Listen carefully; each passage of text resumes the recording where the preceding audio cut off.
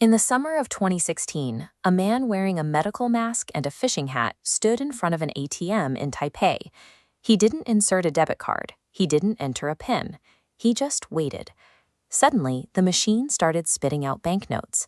While he collected his cash, 20 other men were doing the exact same thing at branches across the city, walking away with millions of dollars. This was the execution phase of a 2-year operation by a cybercriminal syndicate known as Hacknetic. They didn't bother stealing individual customer passwords. Instead, they compromised the bank's internal domain controllers, the heart of the server network. By controlling the system itself, they could artificially inflate account balances, then command ATMs to empty their cassettes directly into the hands of waiting mules. Operating across 30 countries, the Hacknetic gang infiltrated more than 100 financial institutions. They extracted an estimated $1.2 billion, triggering urgent FBI alerts regarding the compromise of point-of-sale devices and internal bank networks. The Hacknetic operation demonstrated that the physical vault and the armed guards protecting it were secondary. If a thief can rewrite the digital ledger, the steel doors never need to be opened. To understand how theft became automated, we have to look back at the friction required to steal massive capital reserves in the early 1990s. When the Bank of Credit and Commerce International collapsed in 1991, regulators discovered $20 billion missing. Orchestrating a heist of that size required a sprawling web of internal paper fraud, Ponzi mechanics, and secret offshore ledgers maintained across 73 jurisdictions. That structural, insider-driven model shifted permanently just 3 years later.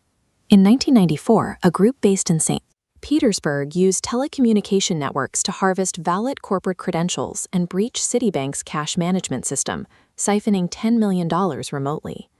The digitization of currency allowed theft to evolve from physical coercion and paper forgery into the remote exploitation of network protocols, and credential harvesting replaced the demand node. As the banking industry relentlessly optimized its networks for faster, frictionless transactions, it inadvertently laid the groundwork for thieves to operate with that exact same efficiency. On a Thursday night in February 2016, the offices of the Bangladesh Bank in Dhaka closed for the long weekend. Inside, a piece of malware that had been silently mapping the network for weeks was activated.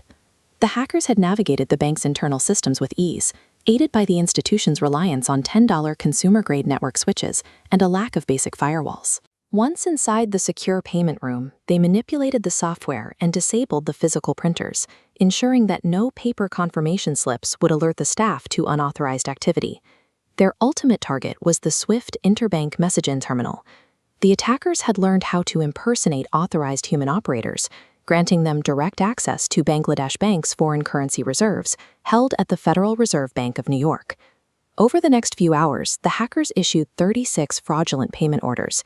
They instructed the New York Fed to transfer $951 million to a series of fake accounts set up in the Philippines and Sri Lanka. But this highly sophisticated digital intrusion hit a manual snag.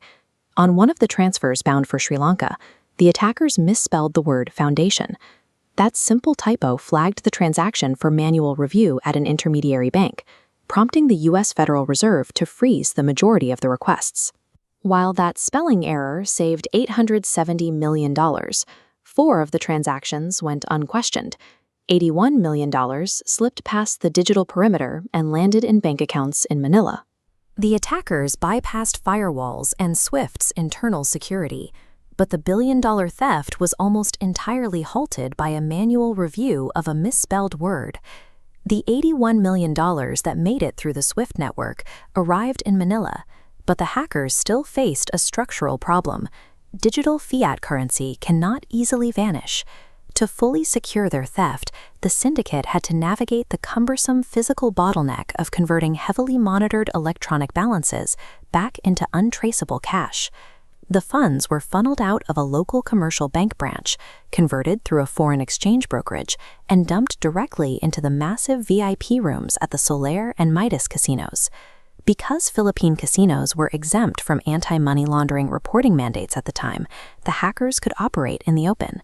They converted the stolen fiat into playing chips, washed the funds at the baccarat tables by gambling for a few days, and cashed out clean physical currency. This process worked, but it was slow, manual, and highly visible. By forcing the hackers to move capital through real-world proxies, the legacy financial system left a tangible trail of evidence for law enforcement. The structural vulnerabilities of physical laundering drove a new class of attackers to seek an alternative.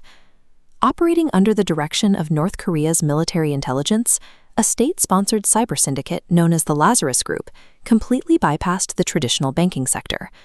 Locked out of the global SWIFT network by severe international sanctions, the regime directed its cyber capabilities toward the cryptocurrency ecosystem, a space designed from the ground up to operate without gatekeepers, manual reviews, or territorial jurisdictions.